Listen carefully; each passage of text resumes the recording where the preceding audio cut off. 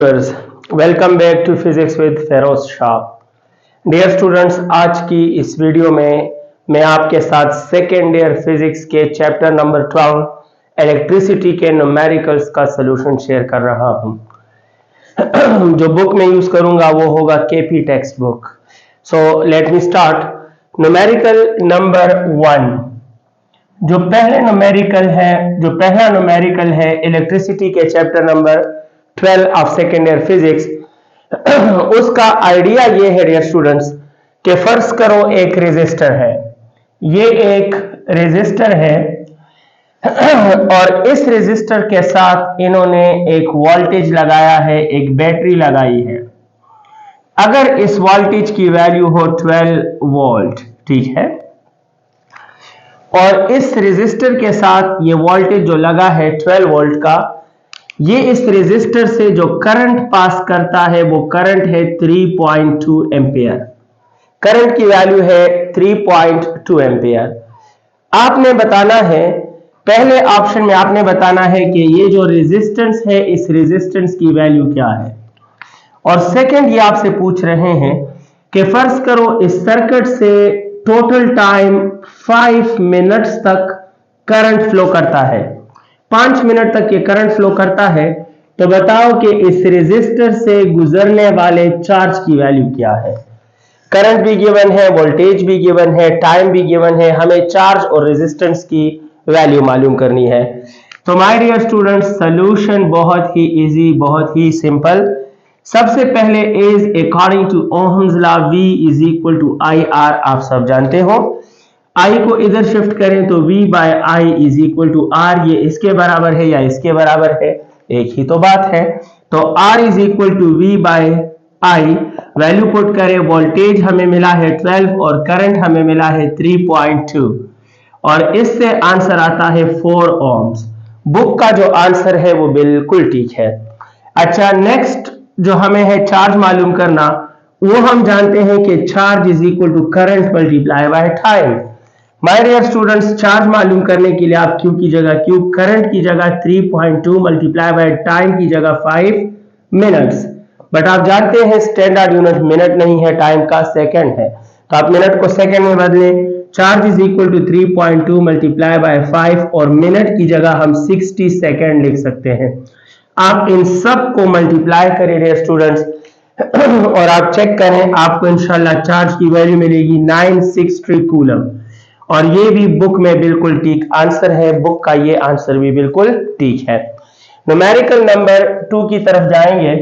इसी तरह मैं आपको हर न्यूमेरिकल का आइडिया और फिर उसका सलूशन बताने वाला हूं।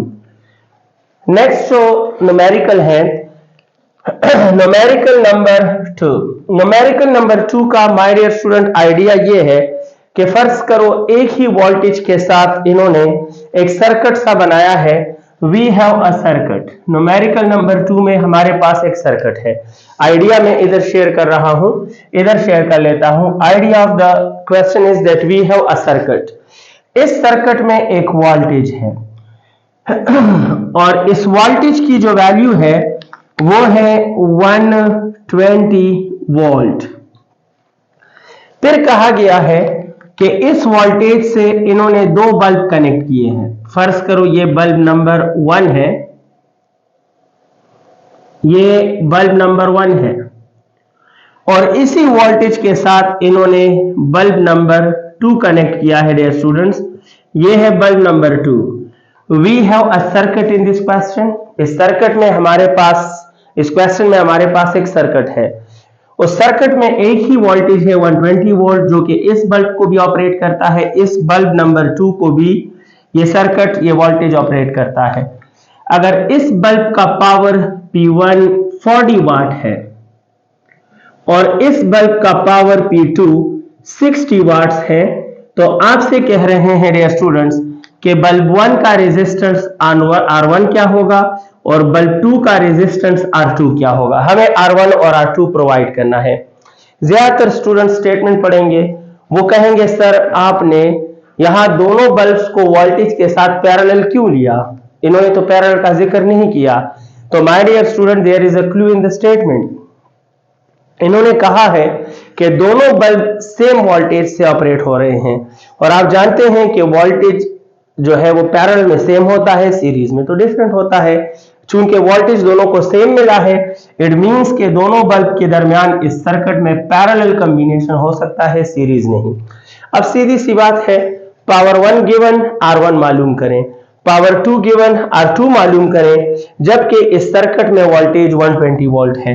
तो my dear students, solution of the question is much easier as we know that power is always equal to v square over r।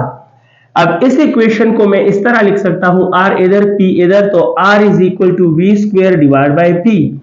लेकिन we have to find two resistances, इसलिए मैं इसको स्प्लिट करता हूं। Same equation can be written in two parts. अगर मैं resistance को R1 कहूंगा तो पावर को डेफिनेटली P1 कहूंगा। रेजिस्टेंस R1 तो पावर P1, लेकिन पैरेलल में होने का मतलब है कि वोल्टेज को 1 2 कहने की जरूरत नहीं है। अगर मैं रेजिस्टेंस को R2 कहूंगा तो पावर को तो P2 कहूंगा, लेकिन पैरेलल में होने की वजह से वोल्टेज को चेंज 1 और 2 लेने की जरूरत नहीं है। My dear student, R1 is equal to V1 की वैल्यू है 120 का स्क्वायर और पावर है 40।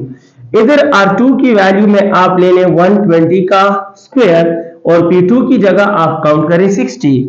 आप सॉल्व करें माय डियर स्टूडेंट्स, आप देखोगे माय डियर स्टूडेंट्स कि आपको R1 की वैल्यू 360 मिलेगी और आपको R2 की वैल्यू 240 मिलेगी।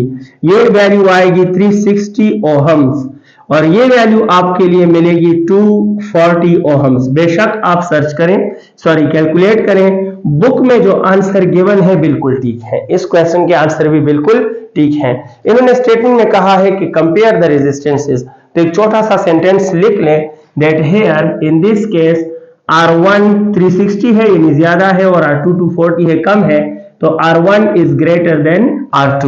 It is the numerical number 2. It was the numerical number 2. Now let me explain the idea and solution of numerical number 3, chapter number 12, current electricity, second year physics, KP textbook।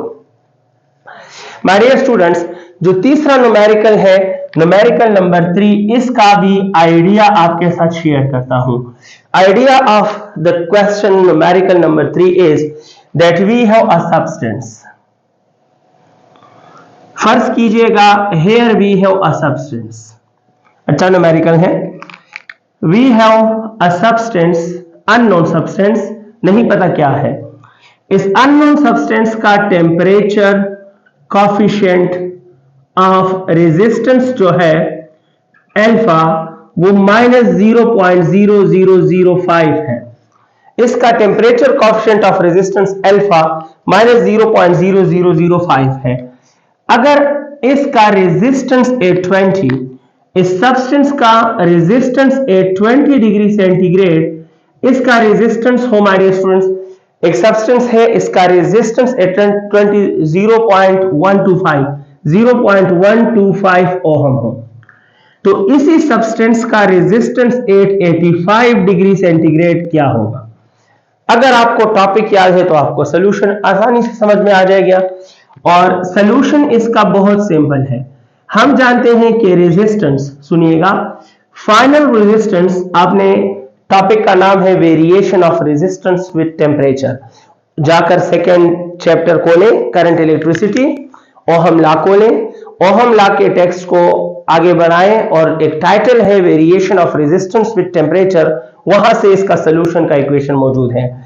Final resistance is equal to initial resistance into 1 plus alpha del t. It is the factor of solution for question number 3. अब एक एक value put करूंगा। Final mean higher resistance, high temperature resistance, initial mean lower temperature resistance, और alpha temperature coefficient of resistance यानी constant of material nature है। Delta T is the difference of final and initial temperature. So my dear student, final या higher temperature यहां 85 degree centigrade है, resistance 885 और resistance 8 initial जो है वो 20 degree centigrade है, वो 20 है। और माय डियर स्टूडेंट्स, 1 की जगह 1 प्लस अल्फा की जगह -0.0005 और delta T change in temperature आप खुद देखें, एक टेम्परेचर है 85, एक है 20, तो दोनों के दरमियान जो डेल्टा टी होगा 85 माइनस 20, तो it will be 65। Hence the change in temperature is 65। अब वैल्यूज पुट करें तो resistance 85 degree centigrade, 85 degree centigrade वाला रेजिस्टेंस होगा, 20 डिग्री वाला रेजिस्टेंस होता है वो 0.125 है, और इधर 1 और प्लस माइनस माइनस इनको मल्टीप्लाई करें 0.0005 multiply by 65। My dear students, आप इन दो को मल्टीप्लाई करें, फिर 1 से सब्ट्रैक्ट करें, फिर इससे मल्टीप्लाई करें, आप देखोगे कि 85 degree centigrade the resistance will be 0.12 ohm. It is the answer and the answer in book is correct. Book में जो आंसर है वो बिल्कुल ठीक है। ये इसका सोल्यूशन है, छोटा सा सोल्यूशन है। आप उम्मीद है आपने सीख लिया होगा और आप समझ गए होंगे। नेक्स्ट क्वेश्चन, क्वेश्चन नंबर 4, इसका आइडिया और सोल्यूशन आपके नाम। सोल्यूशन और idea of question number 4। Question number 4 का आइडिया क्या है? इसका आइडिया है that we have a wire, let us consider we have a metallic wire, it is a wire, okay. हमारे पास एक वायर है, कंडक्टिंग वायर। इस कंडक्टिंग वायर का लेंथ मोहतरम है 10 मीटर, ओके। लेंथ हमें 10 मीटर मिला। इसका ये जो डायमीटर है वो है 2 मिलीमीटर। डायमीटर आपको 2 मिलीमीटर मिला है। इस कंडक्टिंग वायर की जो रेजिस्टिविटी है वो है 2.63 इंटू 10⁻⁻8 ओहम इंटू मीटर। और आपसे कह रहे हैं कि आप इस वायर का रेजिस्टेंस हमें मालूम करके दें। रेजिस्टिविटी भी गिवन है, लेंथ भी गिवन है, डायमीटर भी गिवन है, और रेजिस्टेंस हमें और आपको मालूम करना है। So my dear student, the solution of this question is, आप जानते हैं कि resistivity is equal to rho L divide by area. Equation आप जानते हो, लेकिन मैं नेक्स्ट स्टेप लिख सकता हूं, resistance is equal to rho की जगह रो, एल की जगह L, but area can be replaced by pi r square. तो हमें डायमीटर नहीं रेडियस चाहिए। कौन नहीं जानता कि रेडियस जो है वो डायमीटर का हाफ होता है। तो radius is equal to diameter 2 millimetre divide by 2 cancel, तो रेडियस 1 मिलीमीटर हो जाएगा। और 1 मिलीमीटर 1 इंटू 10⁻³ मीटर, ये रेडियस भी आपको पता है। अब तो सिर्फ वैल्यूज है, आपने पुट करने हैं, खुद कर सकते हैं। रेजिस्टिविटी की जगह 2.63 10⁻⁸, लेंथ की जगह 10 पुट कीजिएगा, पाई की जगह 3.142 और रेजिस्टेंस 1 इंटू 10⁻³ स्क्वायर लेना ना भूलिएगा। आप इन सब कैलकुलेशंस को परफॉर्म करें और आप सॉल्व करें, और आप देखोगे कि आपको इस वायर के रेजिस्टेंस की वैल्यू मिल जाएगी 0.08 ओहम्स। और ये भी बता दूं कि बुक में इस न्यूमेरिकल का आंसर भी बिल्कुल ठीक है, बुक का आंसर सही है। Next question, question number 5, numerical number 5। Let me share my dear students the idea of numerical number 5, chapter number 12, current electricity, second year physics, KP text book board. अच्छा my dear students, numerical number 5 का idea है। 5 का idea आपके साथ share कर रहा हूं। Let me share the idea here. Solution left side पे कर लेता हूं। इस क्वेश्चन में कह रहे हैं कि एक बैटरी है, उस बैटरी से एक रेजिस्टेंस कनेक्ट है और बैटरी का ईएमएफ 12 है, सही है। और आपने रेजिस्टेंस भी मालूम करना है, टर्मिनल वोल्टेज भी मालूम करना है, जबकि इंटरनल रेजिस्टेंस आपको गिवन है 0.012 ओहम और करंट 100 है। तो आप बता दें, ये सारी चीजें 5-6 चीजें मालूम करनी है। तो पहले मैं सर्किट बना लेता हूं। Idea of numerical number 5। Numerical number 5 में है कि वी हैव अ रेजिस्टर। ये लो माय डियर स्टूडेंट्स, हमें ये रेजिस्टर दिया गया है। इस रेजिस्टर के साथ एक ईएमएफ कनेक्ट है। ये लो माय डियर स्टूडेंट्स, एक ईएमएफ भी मैंने इसके साथ कनेक्ट किया और आपसे कह रहे हैं कि इस सर्किट में वैल्यूज है। वैल्यूज देखिएगा, इस ईएमएफ की वैल्यू गिवन है 12 वोल्ट। चलो सही। ये ईएमएफ इस रेजिस्टेंस R से एक करंट पास कर रहा है जो कि 100 एम्पियर है। 100 एम्पियर का करंट पास कर रहा है। इस ईएमएफ के अंदर इंटरनल रेजिस्टेंस है स्मॉल r और स्मॉल r 0.01 ओहम है। 0.01 ओहम या 0.012 ओहम है। ये इंटरनल रेजिस्टेंस है। ईएमएफ भी गिवन है डियर स्टूडेंट्स, इंटरनल रेजिस्टेंस भी गिवन है, करंट भी गिवन, ये तीन चीजें गिवन है। अब मालूम क्या क्या करना है जरा गौर फरमाइएगा। पहले ये मालूम करना है कि इस रेजिस्टर को जो वोल्टेज मिलता है टर्मिनल वोल्टेज वो फाइंड करो। यानी पहले हमें इस सर्किट में टर्मिनल पोटेंशियल मालूम करना है। फिर कहा है कि आर रेजिस्टेंस भी मालूम करो, इस रेजिस्टेंस की वैल्यू क्या है वो भी मालूम करो। फिर कह रहे हैं कि टोटल पावर जनरेटेड भी मालूम करो, जिसके साथ ई लगा हो वो जनरेटेड टोटल पावर होता है। फिर कह रहे हैं कि जो पावर इस एक्सटर्नल रेजिस्टेंस में खर्च हो रहा है वो भी मालूम करें। और ये भी कह रहे हैं कि जो power internal resistance small r में लॉस हो रहा है वो भी मालूम करें। So 5 factors we are going to find. बहुत आसान है। टर्मिनल वोल्टेज मालूम करने का एक फार्मूला है और वो फार्मूला है कि terminal voltage is EMF minus I into small r. अब तीनों के वैल्यूज हैं तो आप पुट कर सकते हैं। EMF is 12 minus current is 100 multiply by small r is 0.012। आप सॉल्व करें my dear students and you will find that the correct answer is 10.8 volt. ये लो आप टर्मिनल वोल्टेज के झंझट से आजाद हो गए। ये 10.8 वोल्ट है। अब इंटरनल रेजिस्टेंस मालूम करने के लिए क्या करें आप देखिएगा। हम जानते हैं कि टर्मिनल वोल्टेज आया है 10.8, लेकिन आप भी जानते होंगे कि टर्मिनल वोल्टेज होता है I इंटू कैपिटल आर। तो I into capital R is 10.8। आपको तो ये चाहिए इसको अकेला छोड़ दें, करंट उस तरफ शिफ्ट करें तो 10.8 divide by current. So my dear students the external resistance is 10.8 divide by current की वैल्यू आपको गिवन है ऑलरेडी 100। 10.8 डिवाइड बाय 100 करें सो आप देखोगे कि आपको इसकी वैल्यू मिलेगी 0.108 ओहम। ये हमें एक्सटर्नल रेजिस्टेंस की वैल्यू भी मिल गई। अगर आप पावर जनरेटेड मालूम करना चाहो, पावर जनरेटेड मालूम करने का फार्मूला है कि P is equal to IE। IE is the power generated या total power, EMF power. EMF power is equal to current is 100 and it is 12, so the answer is 1200 watts. और ये answer भी book में बिल्कुल ठीक है, ये सारे आंसर ठीक हैं। अब आपने पावर PR मालूम करना है। तो आप जानते हैं कि power across capital R is I²R। Current की वैल्यू है 100 आप जानते हैं, और इसकी वैल्यू ऑलरेडी आप मालूम कर चुके हैं 0.108। तो 0.108 and the answer is 1080 watts. और बुक में ये आंसर भी बिल्कुल सही है। अब लास्ट पावर ये वाला मालूम करते हैं। तो स्मॉल r में लॉस होने वाला पावर I² स्मॉल r, और I होता है 100 और स्मॉल r इज 0.012। अब इसको मल्टीप्लाई एंड सॉल्व करें and the answer is I think 120 watts. मुझे लगता है 120 वाट्स है। हाँ बिल्कुल 120 वाट्स जहन में क्लिक हो रहा है, आप चेक कीजिएगा, बुक के आंसर ठीक है। ये है न्यूमेरिकल नंबर 5।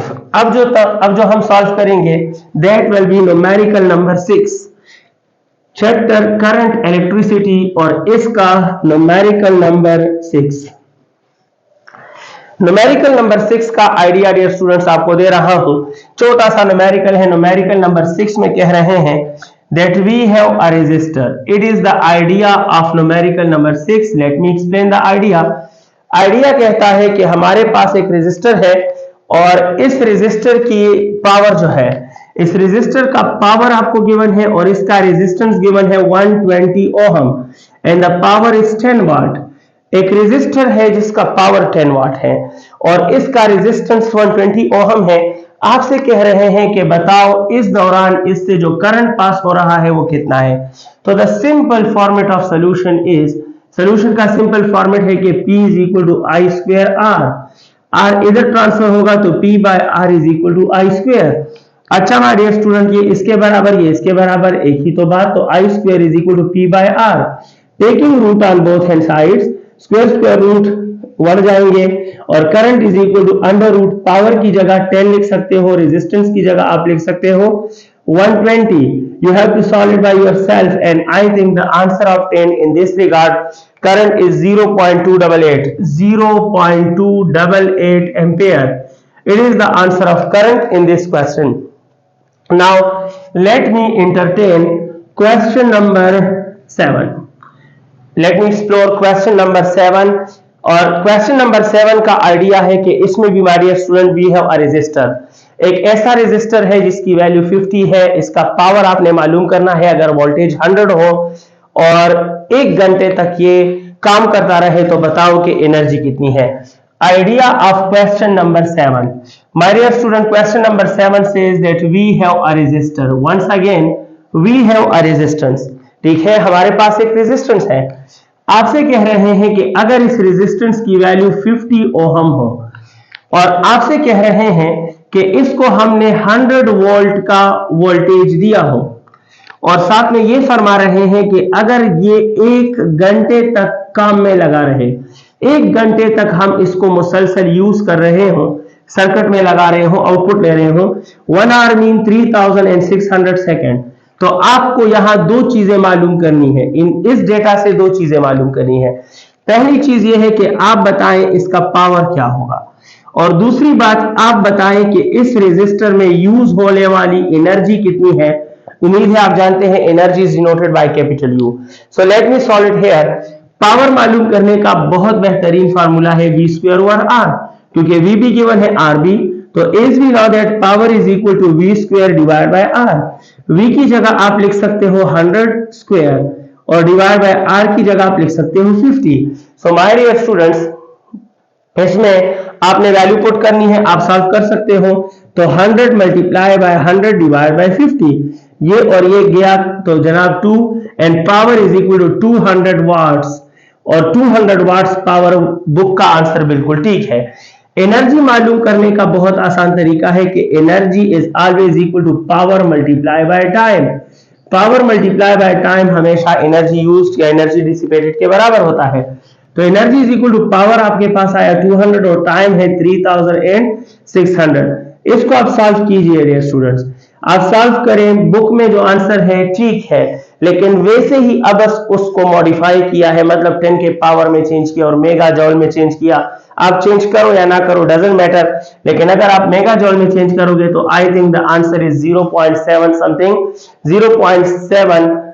0.7 समथिंग और मेगा जॉल ये आंसर है। लेकिन याद रखिए अगर आप मेगा जॉल में चेंज ना भी करो डजंट मैटर, इससे फर्क नहीं पड़ता, इसको सिंपल मल्टीप्लाई करो, जो भी आंसर आता है वही आंसर ठीक है। आई थिंक इट इज 7.2, ये 0.72 मेगा इलेक्ट्रॉन वोल्ट कुछ इस तरह है। और अगर डायरेक्ट लिखोगे तो it is round about 7.2 into 10 raised to power 1 2 3 4 5 round about 5 to 6 7.2 into 10 raised to power 5 joules. ऐसे भी लिख सकते हो, जैसे आप चाहो लिख सकते हो, बुक का आंसर भी लिख सकते हो, लेकिन बुक ने जो मॉडिफिकेशन किया है मेगा जॉल में कन्वर्ट किया है, इसकी कोई जरूरत नहीं है। आप मेगा जॉल के बजाय जॉल में भी अपना आंसर इंटरप्रेट कर सकते हो, वैसे भी बेसिक यूनिट है, स्टैंडर्ड यूनिट है। न्यूमेरिकल नंबर 8 का आइडिया आपके नाम करता हूं। न्यूमेरिकल नंबर 8 कहता है कि एक सर्किट है, एक लूप है डियर स्टूडेंट्स, उस लूप में करंट मुझे और आपने बताना है। अगर उसमें ईएमएफ 120 हो, उसमें रेजिस्टेंस 1000 हो, इंटरनल रेजिस्टेंस 0.01 हो, सिंपल सा न्यूमेरिकल है। आइडिया ये है कि फर्ज करो ये एक एक्सटर्नल रेजिस्टेंस है कैपिटल आर और इसकी वैल्यू है 1000 ओहम। 1000 ओहम रेजिस्टेंस के साथ इन्होंने एक स्मॉल रेजिस्टेंस वाला ईएमएफ लगाया है। स्मॉल रेजिस्टेंस है 0.1 ओहम, 0.1 या 0. स्मॉल रेजिस्टेंस जो है 8 में 0.01, हाँ 0.01 ओहम है और इसके साथ एक ईएमएफ कनेक्ट है। आपसे कह रहे हैं कि ये जो लूप, इसे लूप भी कह सकते हो, आप इसे सर्किट भी कह सकते हो, इन्होंने स्टेटमेंट में इसको लूप कहा है। बताएं कि इस लूप में करंट कितना होगा, जबकि ये कह रहे हैं, ये फरमा रहे हैं कि कनेक्टेड ईएमएफ जो है वो 120 वोल्ट हो। क्वेश्चन दोबारा सुनिएगा, सिंपल सा आइडिया है। क्वेश्चन नंबर 8 में है that we have a loop और we have a circuit in which an external resistance of 1000 ohm is connected across an EMF of 120 volt having internal resistance of 0.01, what net current will pass through the given circuit? So my dear student, the solution of question like this, इसमें current आपको चाहिए। So बहुत आसान तरीका है, बाबा ohm के मुताबिक current हमेशा होता है टोटल वोल्टेज, टोटल वोल्टेज और डिवाइड बाय टोटल रुकावट। रेजिस्टेंस की बात कर रहा हूं, वैसे ही लिखा ये टोटल वोल्टेज बाय टोटल रुकावट। इट मीन के current in this regard will be equal to ratio की जगह रेशो, और टोटल वोल्टेज यही है जिसे आप ईएमएफ कह रहे हो। ईएमएफ ही टोटल वोल्टेज है, मेन सोर्स है। टोटल रुकावट मीन सीरीज में है तो इन दोनों का एडिशन, तो small r plus capital R. आप चाहो तो ये फार्मूला डायरेक्ट लिख सकते हो, ये तो मैं आपको समझाने के लिए लिख रहा हूं, आप यहां से सोल्यूशन स्टार्ट कर सकते हो।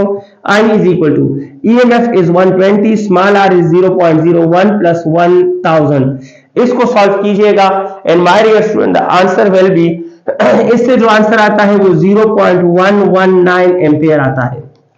आप यकीन करें ये आंसर लिख के ठीक है, इसको भी बुक ने बेजा ही मॉडिफाई किया है, उसकी जरूरत नहीं है। आंसर ठीक है बुक का, लेकिन उसको मॉडिफाई करने की जरूरत ही नहीं है। ये आंसर लिखो, ये ठीक है। नहीं तो आप लिख सकते हो इस तरह, बुक की तरफ जाते हो तो 1 2 3, सो आपका आंसर हो जाएगा 119 10⁻³ एम्पियर। फिर 119 इज क्लोज टू 120, तो आप इसको 120 ले सकते हो और 10⁻³ को मिली कह सकते हो और एम्पियर अपनी जगह पर।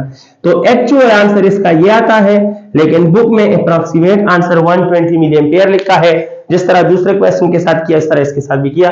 आपकी मर्जी, यहां स्टॉप करो तो भी ठीक है, ये लिखो तो भी ठीक है, लेकिन मेरे ख्याल में स्टैंडर्ड वैल्यूज से मॉडिफाइड वैल्यूज में जाना बेहतर नहीं है। तो स्टैंडर्ड यूनिट्स का बेसिक आंसर ही आप इंटरप्रेट करें, that will be better for you my dear students. So let me share numerical number 9 idea. The idea of numerical number 9 is, ये भी अच्छा क्वेश्चन है, बहुत ही अच्छा क्वेश्चन है। इसमें एक रेजिस्टर है, ये एक एक्सटर्नल रेजिस्टेंस है, और इस एक्सटर्नल रेजिस्टेंस की जो वैल्यू है वो है my dear student 8 ohm. External resistance की वैल्यू है 8 ओहम है। इससे एक इंटरनल रेजिस्टेंस वाला EMF कनेक्ट है, EMF 1। इससे EMF 1 जो है वो EMF 1 कनेक्ट है, और इसका रेजिस्टेंस इंटरनल R1 है। वैल्यू भी बताता चलूं, EMF 1 की वैल्यू है 24 वोल्ट और R1 की वैल्यू है 0.1 ओहम। दूसरी तरफ इससे एक और इंटरनल रेजिस्टेंस स्मॉल कनेक्ट है, R2 0.9 ओहम, और इसका EMF जो है that EMF is EMF 2 and that is 6 volt. तो 6 वोल्ट का EMF एक और कनेक्ट है, और माय डियर स्टूडेंट यहां हमें ये सर्किट मिला है। इस सर्किट में हमें क्या क्या मालूम करना है, बहुत आसान सी बात है। ये EMF 1 इसको जो टर्मिनल वोल्टेज दे रहा है V1 वो मालूम करें, और ये EMF 2 इसको जो टर्मिनल वोल्टेज दे रहा है वो दोनों टर्मिनल वोल्टेज मालूम करें। यानी आइडिया ये है जनाब कि EMF 1 हमें मिला है 24 वोल्ट और इसका रेजिस्टेंस इंटरनल हमें मिला है 0.1 ओहम। हमें इसका V1 टर्मिनल पोटेंशियल मालूम करना है, और EMF 2 हमें मिला है 6 वोल्ट, इसका इंटरनल रेजिस्टेंस 0.9 ओहम, और इसका V2 हमें मालूम करना है, जबकि total resistance external resistance 8 ohm है। मालूम करने से पहले आपको बता दूं कि टर्मिनल पोटेंशियल के फार्मूले में आप प्लस लिखोगे अगर कोई बैटरी किसी दूसरी बैटरी से चार्ज हो रही हो, और आप माइनस लिखोगे अगर एक बैटरी किसी दूसरी बैटरी को चार्ज कर रही हो, यानी वो खुद चार्ज नहीं हो रही। तो याद रखना आप देखो इस बैटरी का ये नेगेटिव टर्मिनल है, ये पॉजिटिव, इसका भी ये नेगेटिव टर्मिनल है और ये पॉजिटिव। और जब दो बैटरियों की सेम पोलैरिटी आप इसमें कनेक्ट हो तो याद रखना जो बड़ी बैटरी है वो चार्ज करवाती है और जो छोटी बैटरी है वो चार्ज होती है। और माय डियर स्टूडेंट जो बैटरी चार्ज होती है उसके टर्मिनल पोटेंशियल में इक्वेशन में आप पॉजिटिव लिखोगे, और जो चार्ज करवाती है उसके टर्मिनल पोटेंशियल की इक्वेशन में आप माइनस लिखोगे। कहना क्या चाहता हूं, कहना यह चाहता हूं कि जब आप V1 मालूम करोगे तो V1 will be equal to EMF minus IR1। मैंने इस इक्वेशन में माइनस क्यों लिखा, क्योंकि EMF 1 चार्ज करवा रहा है, और अगर मैं V2 मालूम करूंगा तो मैं EMF 2 और प्लस IR2 लिखूंगा। देखो V2 है, ये 2 तो ये भी 2 और ये भी 2, लेकिन प्लस इसलिए क्योंकि ये वाली बैटरी चार्ज हो रही है और ये वाली बैटरी चार्ज करवा रही है। करवाने वाले का लॉस होता है तो माइनस, और चार्ज होने वाले का गेन होता है तो ये प्लस, ऐसे समझ ले। तो ये चार्ज हो रही है, ये चार्ज करवा रही है, इसमें माइनस होगा, इसमें प्लस, इस बात का ख्याल रखना है। अब आप देखिए वैल्यूज तो सारे मौजूद हैं। V1 हमें बताना है, EMF हमारे पास 24 है माइनस, करंट की वैल्यू नहीं है, करंट की वैल्यू क्या है वो इधर पुट करनी है, जबकि R1 की वैल्यू 0.1 है, बस सिर्फ करंट चाहिए, अभी मालूम करूंगा साइड में। V2 हमें चाहिए, EMF2 की वैल्यू 6 है प्लस, करंट की जगह हमें वैल्यू नहीं है, और R2 की वैल्यू 0.9 है, वो तो मैंने लिख दिया। सिर्फ करंट मालूम करो, पुट करो, दोनों का टर्मिनल पोटेंशियल आपको मिल जाएगा। अब करंट मालूम करने के लिए बाय ओहम की बात इस्तेमाल करेंगे कि करंट हमेशा होता है नेट वोल्टेज और डिवाइड बाय नेट रेजिस्टेंस। ये ओहम लॉ है कि करंट सर्किट का इसी के बराबर होता है। तो my dear student, current is equal to, आप गौर से देखें, EMF1 का नेगेटिव और EMF2 का नेगेटिव कनेक्ट है, यानी ये एक दूसरे को अपोज कर रहे हैं, सिमिलर पोलैरिटी मीन अपोजिशन, और जब ये अपोज कर रहे हो तो नेट वोल्टेज सब्ट्रैक्शन के बराबर होगा EMF1 माइनस EMF2, लिहाजा it will be 24 minus 6 and the answer is 18। तो नेट वोल्टेज की जगह हमें 18 मिलेगा, नेगेटिव नेगेटिव को अपोज करता है, so that's why my dear students ये सब्ट्रैक्शन का नेट देगा। और नेट रेजिस्टेंस ये और ये सीरीज में है, सीरीज में हम तीनों को ऐड करेंगे तो 9.9 और 0.1 तो 1 और 8 तो 9, तो 9 आ जाएगा and current will become 2 ampere. अब ये करंट की वैल्यूज यहां पर मुलाहिजा करें, यहां पर लिख के करंट की जगह 2 और इधर करंट की जगह 2 मल्टीप्लाई बाय 0.1 और 24 से माइनस करें तो आपको V1 की वैल्यू मिल जाएगी, and the value of V1 is, आप चेक करें 23.8 वोल्ट। तो ये पहली बैटरी का टर्मिनल पोटेंशियल एक्सटर्नल को मिल रहा है, और इधर 2 पुट करें, इसको ऑपरेट करें तो आप देखोगे कि आपको V2 की वैल्यू मिलेगी 6 प्लस दिस और दिस, तो इट इज 7 मेरे ख्याल में 7.8 वोल्ट ये मिलेगा। ये लो जनाब, हमने दोनों पोलैरिटीज या दोनों टर्मिनल्स पोटेंशियल्स की हमने टर्मिनल पोटेंशियल मालूम किए, दोनों EMFs की। नेक्स्ट क्वेश्चन, क्वेश्चन नंबर, ये कौन सा क्वेश्चन था? It was question number 9। Now let me share the idea of question number 10 my dear students. इस मोहतरम क्वेश्चन का आइडिया क्या है?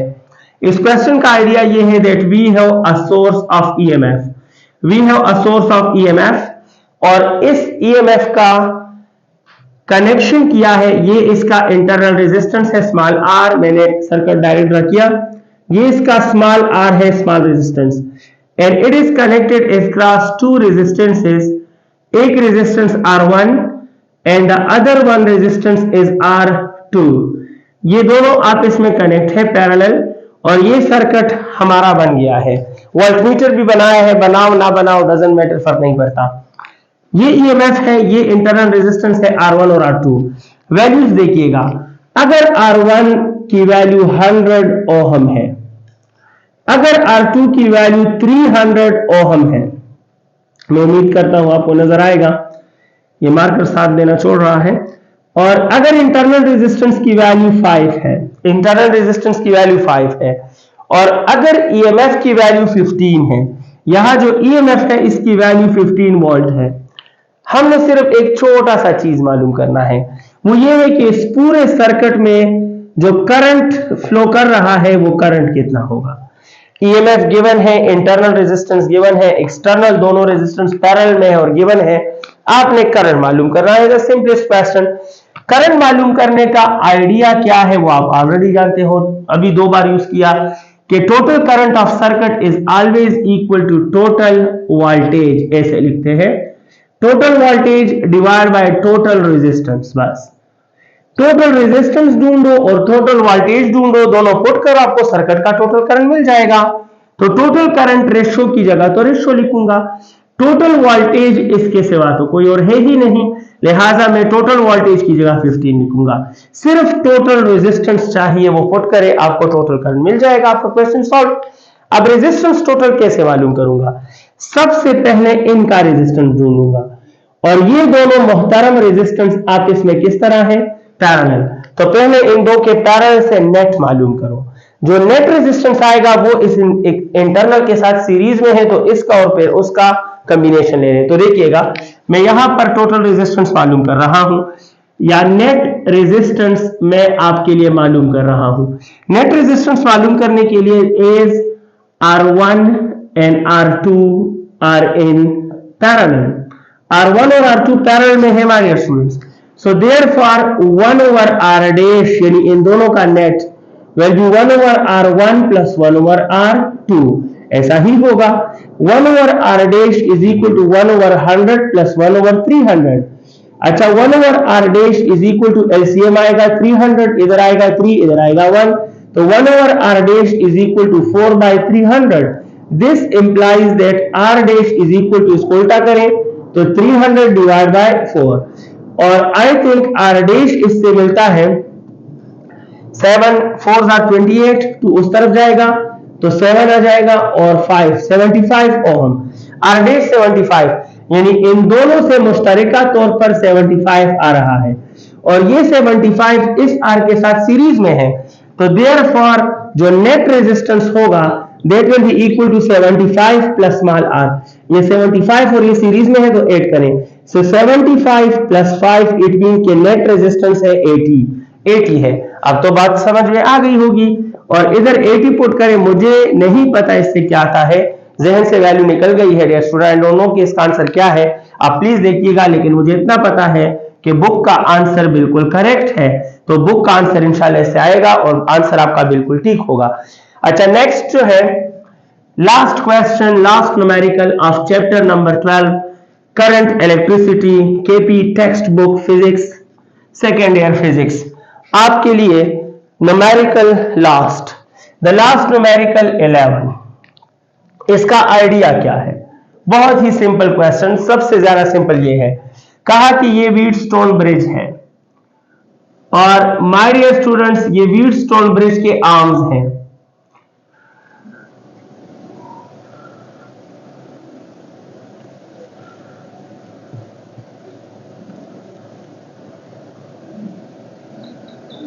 These are the arms of Wheatstone Bridge। कहा कि अगर हर आर्म 75 ओहम है, ये भी 75 ओहम, R2 भी 75 ओहम, ये R3 भी 75 ओहम हो, तो आप बताएं ये फोर्थ आर्म R4 कितना होगा? जबकि नॉर्मल कंडीशन की बात है, यानी galvanometer in the Wheatstone bridge is at zero deflection पे है, तो आप बताएं कि ये R4 क्या होगा? Simplest question is we now that Wheatstone bridge का फार्मूला है कि R4 is equal to R2 R3 और R1। R4 की जगह मैं लिख सकता हूं ये 75, ये 75 और ये भी 75, और 75 और 75 एक दूसरे को कैंसिल कर लेते हैं, तो R4 is equal to 75 ohm. ये है हमारे स्टूडेंट्स इसका आंसर, और उम्मीद है आप बोर नहीं हुए होंगे, और उम्मीद है आप ये वीडियो देखेंगे तो दोबारा आपको चैप्टर 12 के न्यूमेरिकल के सॉल्यूशन के लिए स्टडी नहीं करनी पड़ेगी, आपको इंशाल्लाह याद हो जाएंगे। इसका आंसर भी बिल्कुल ठीक है। जाते जाते एक छोटा सा शेर आपके नाम, मंजिल की जुस्तजू में क्यों रो रहे हो राही, इतना अजीम हो जा कि मंजिल तुझे पुकारे। अल्लाह हाफिज।